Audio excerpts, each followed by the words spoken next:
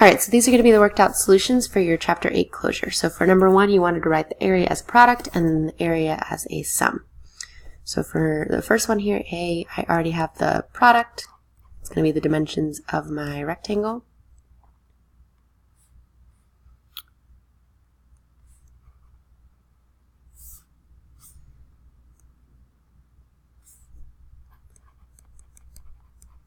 The area of the sum is going to be the area of all these pieces, so 2x squared, negative 3x, negative 3, and 2x. So 2x squared minus x minus 3. For B, they gave you the area, and you had to come up with the product. So finding the dimensions, so this would be x, and this would be 3 and 2. So this would equal x plus 3 and x plus 2. Number 2, you're coming up with the steps to help Albert finish factoring this problem. Alright, step 1 is to find the product of the diagonal, which is 24x squared. And you put that in the top part of your diamond. Step 2 is to find two factors of 24x squared, which add to negative 25x. So that would be negative 1x and negative 24x. Alright, so step 3 would be to find the dimensions of the rectangle by finding common factors. So here I can pull out 4x. So if this is 4x, this will be just x. To make a negative x, I need a negative 1 here. And this will be a negative 6. Negative 6 times negative 1 gives me positive. Okay, and step 4 is to rewrite your sum as a product.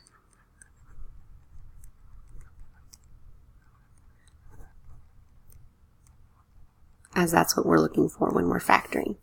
So my completed answer would be that 4x squared minus 25x plus 6 is equal to 4x minus 1 and x minus 6. Alright, number 3. Find the quadratic rule to represent the table below. Explain how you created your equation. Alright, so for any table or graph, when we're looking at quadratics, we want to pull out what are the x-intercepts. So for this one, I would have negative 7 and negative 1, and we're looking for what are the products that would result in a negative 7 and a negative 1 when I set y equal to 0. And for that, it would be x plus 7 and x plus 1. Again, if I set x plus 7 equal to 0, I would get x equals negative 7. And if I set x plus 1 equal to 0, I would get negative 1. So that's how we come up with our factored form. If you want to write it in standard form, you can multiply x plus 7 times x plus 1, which will give you x squared plus 8x plus 7. And you combine like terms, x squared plus 8x plus 7.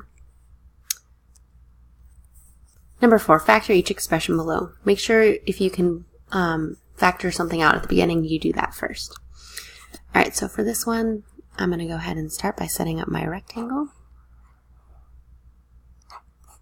I have 9x squared in the bottom left and 16 in the top right. So I'm looking for two factors of 144x squared that add to 24x squared. Or sorry, 24x. So I multiply these to get the product, and I use my b term to figure out the sum of the two factors. So this would be 12x and 12x. So 12x goes here, 12x goes here, and we factor each side. So this would be 4, 3x, 3x, 4. So my factored expression would be 3x plus 4 squared, or 3x plus 4 times 3x plus 4. B, before you get started on this one, they all have an x in them, so I would take that x out first before you go and factor. We'll deal with the x later, but for now, let's just factor the inside of our parentheses there. So 4x squared that add 4x.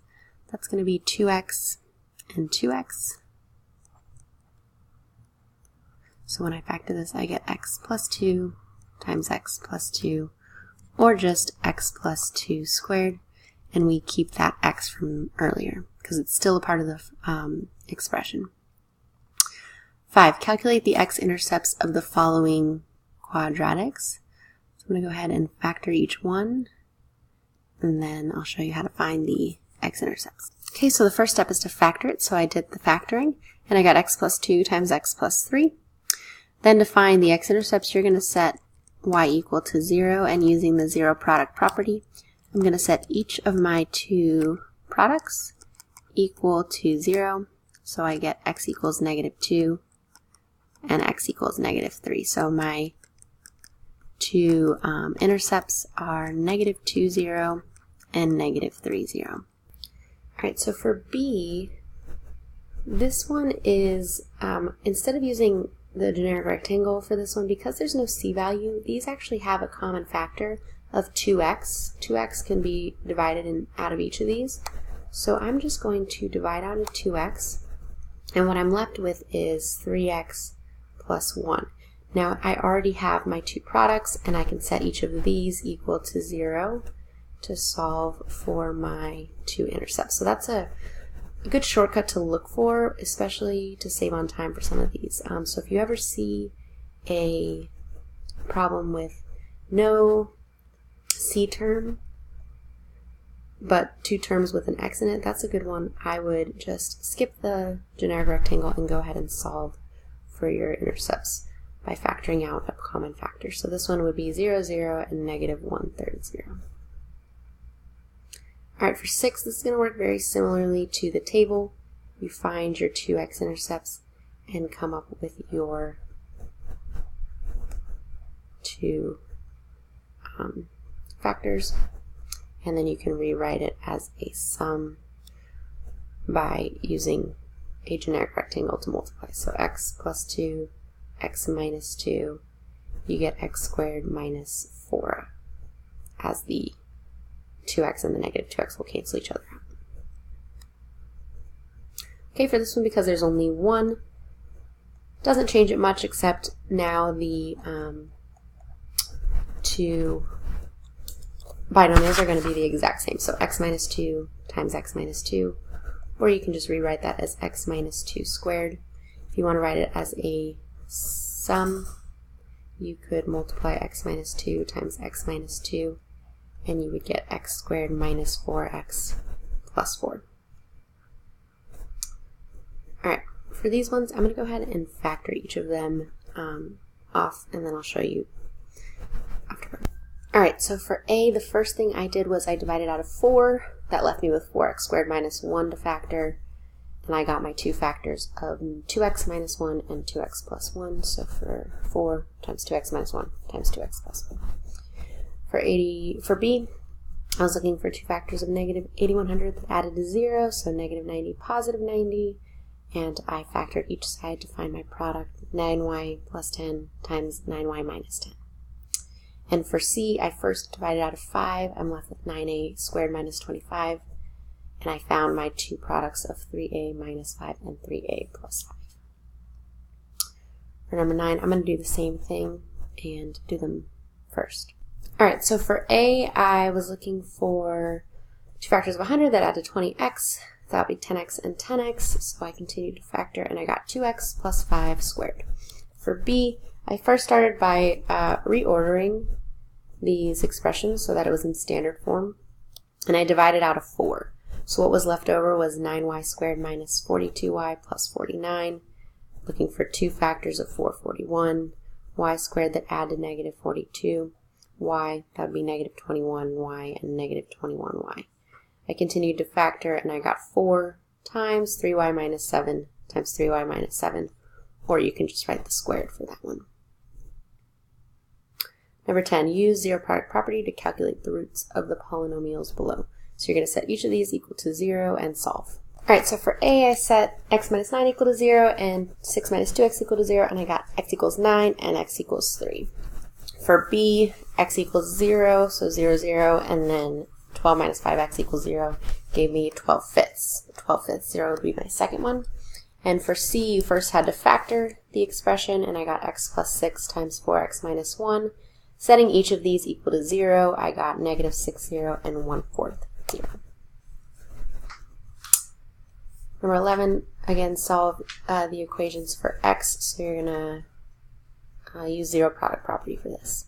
Okay, so for a, I set each of these equal to 0, and I got x equals 1/5 and x equals 3/2. I wasn't looking for intercepts, so you can just leave them as x equals the number.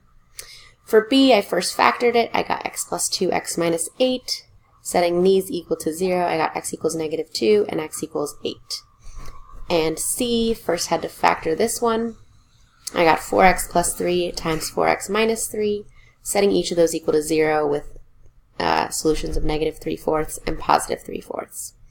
The last one I wanted to kind of work out as along with you because it's a little different. So for this one, we have this 2 in front, and we can't use zero product property unless I have a set equal to 0. So I'm going to first divide out that 2, and when I do that, I get x squared minus 10x minus 24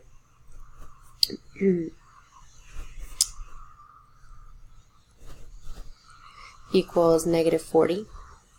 And then I'm going to add the 40 to both sides to set it equal to 0. So the final thing that I'm going to be factoring would be this expression. So go ahead and use this to factor. Alright, so I went ahead and factored this one. I got x minus 2, x minus 8, so my intercepts would be 2 and 8.